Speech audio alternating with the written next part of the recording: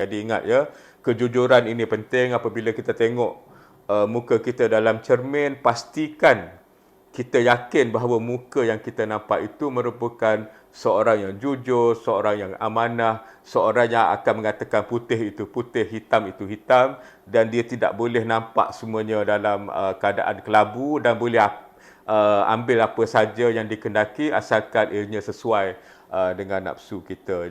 Bismillahirrahmanirrahim. Assalamualaikum warahmatullahi taala wabarakatuh. Kita jumpa lagi di channel Pak Nikdin, channel yang membincangkan topik-topik ekonomi dan bisnes bagi membantu anda semua untuk menjadi usahawan yang lebih cemerlang di dalam memimpin, mentadbir dan mengurus perniagaan masing-masing.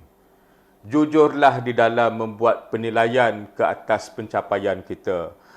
Biasanya di akhir tahun ini ramai orang akan mengambil peluang untuk melakukan penilaian di atas pencapaian sepanjang tahun, sama ada ianya merupakan pencapaian perniagaan, pencapaian peribadi, pencapaian dengan keluarga dan macam-macam lagi. Jadi ini merupakan satu perkara yang elok kerana sekiranya kita tidak tengok kembali apa yang telah kita usahakan, sejauh mana kita telah mencapai apa yang kita sasarkan, banyak mana lagi yang belum dapat kita penuhi, apakah halangan-halangan dan juga mungkin apakah kegagalan kita untuk melakukan apa yang terbaik. Jadi ini semua akan memberi maklum balas kepada kita supaya di tahun hadapan, di tahun yang baru, kita akan melakukan usaha yang lebih tersusun, berstrategik, menggunakan sumber-sumber yang betul, dan ini insya-Allah akan membantu kita mencapai apa sahaja yang nak kita capai melalui usaha kita itu. Cuma satu perkara yang saya nak ingatkan di sini ialah apabila kita membuat penilaian ke atas pencapaian kita, kita kena melakukan dengan jujur dan ikhlas. Kerana sekiranya tidak, kita mungkin akan memilih data-data ataupun maklumat-maklumat yang baik sahaja agar kita berasa seolah-olah kita telah berjaya mencapai sesuatu dengan cemerlang dan kita melupakan ataupun mengabaikan data dan maklumat yang sebaliknya.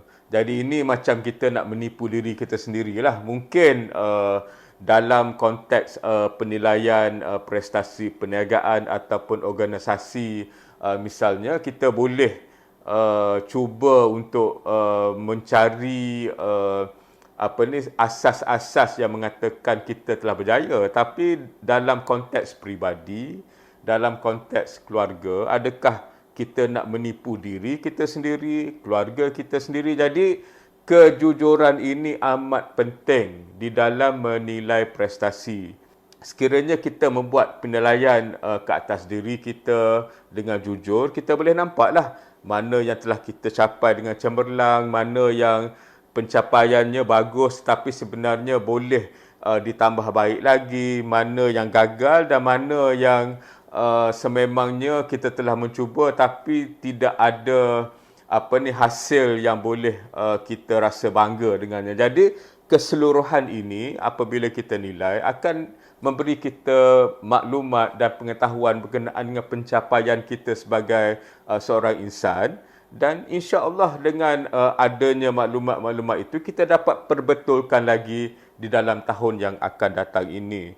Ini adalah kerana sekiranya kita cuba menipu diri, kita hanya pilih maklumat-maklumat ataupun data yang nampak bagus saja, kita tidak akan menipu sesiapa melainkan diri kita sendiri, dan ini tentunya akan menyebabkan kita tidak boleh mempertingkatkan lagi prestasi kita di masa yang akan datang. Jadi kejujuran ini pentinglah, sebab itu sebagai pengalaman peribadi. Biasanya apabila cukup 1 tahun, apabila kita buat penilaian berkenaan dengan perniagaan ataupun organisasi, saya biasanya bertanyalah mana satu kejayaan yang datang hasil daripada perancangan kita, usaha kita, dan kita telah capai apa yang kita rancangkan itu, dan mana kejayaan yang saya istilahkan sebagai kejayaan tersepak. Maknanya kita tak rancang pun tapi disebabkan ada perubahan dalam pasaran,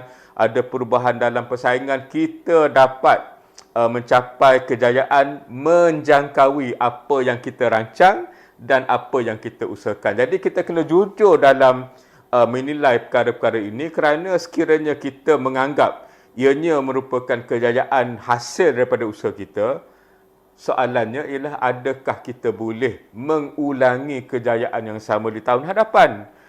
Contohnya katakan kita ada 2-3 pelanggan yang besar-besar, mereka membeli daripada kita dan juga membeli daripada pesaing-pesaing kita, tapi tahun ni oleh kerana salah satu pesaing kita ataupun lain-lain pesaing kita telah tutup kedai, mereka terpaksa membeli barangan ataupun mendapatkan perkhidmatan daripada kita.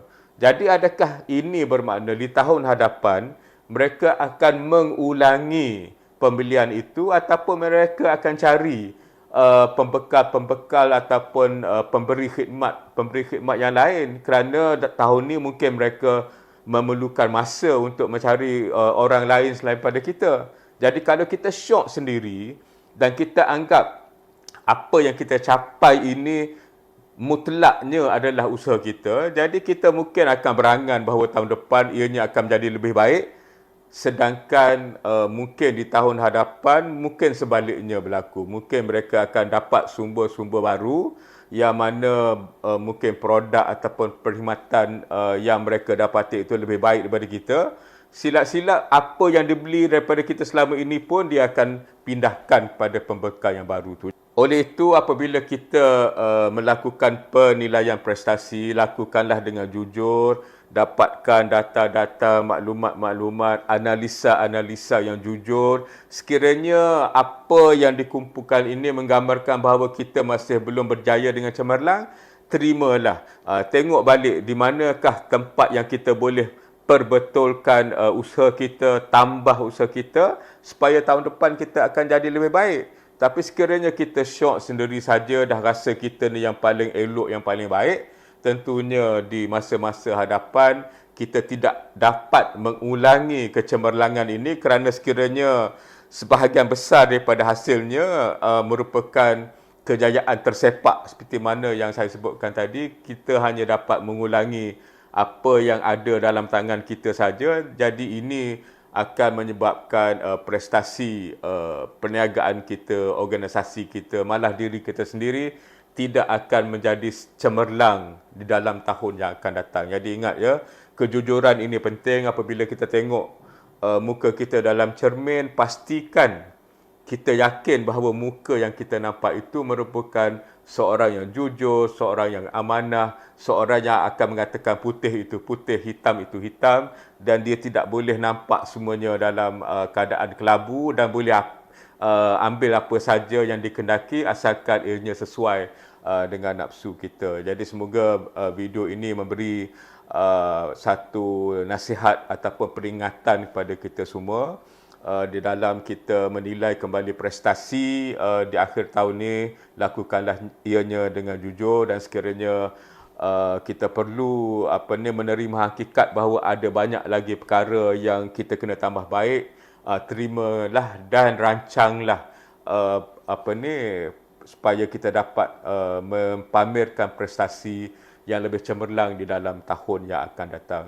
Sekiranya anda mendapat manfaat daripada video-video yang diterbitkan di channel Pak Nikdin ini, silalah kongsi video-video kami dengan rakan-rakan usahawan anda yang lain. Ajak mereka subscribe channel ni, ajak mereka tonton pelbagai video-video berkenaan ekonomi dan bisnes, agar ini dapat membantu anda semua di luar sana untuk menjadi usahawan yang lebih cemerlang di dalam mentadbir, mengurus dan memimpin perniagaan masing-masing. Sekian, wabillahi taufiq wal hidayah. Assalamualaikum warahmatullahi taala wabarakatuh.